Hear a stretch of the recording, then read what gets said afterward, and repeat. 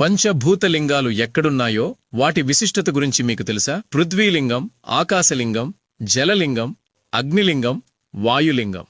వీటిని పంచభూతలింగాలు అంటారు. వీటిలో మొదటిది పృథ్వీలింగం. ఇది మట్టిలింగం, కంచిలో ఉంది. ఇక్కడ మహాదేవుడు ఏకాంబరేశ్వరుడిగా ఉద్భవించాడు. ఈ శివలింగాన్ని పార్వతీదేవి ప్రతిష్ఠించింది. ఇక్కడ ఉన్న అమ్మవారిని కామాక్షీదేవి అంటారు. అష్టాదశ శక్తిపీఠాలలో ఇది ఒకటి. రెండవది ఆకాశలింగం. ఇది తమిళనాడులోని చిదంబర క్షేత్రంలో ఉంది. ఆకాశలింగ దర్శనం రహస్యమైన ఆకాశవలి శూన్యంగా కనిపిస్తుంది.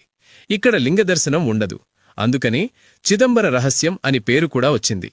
ఇక్కడ నటరాజస్వామి, శివకామి సుందరీదేవి అమ్మవారు మాత్రమే ఉంటారు.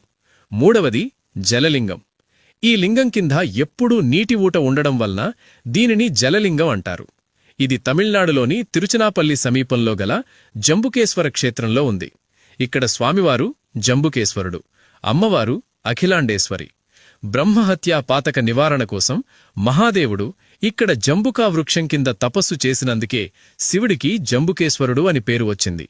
నాలుగవది అగ్నిలింగం.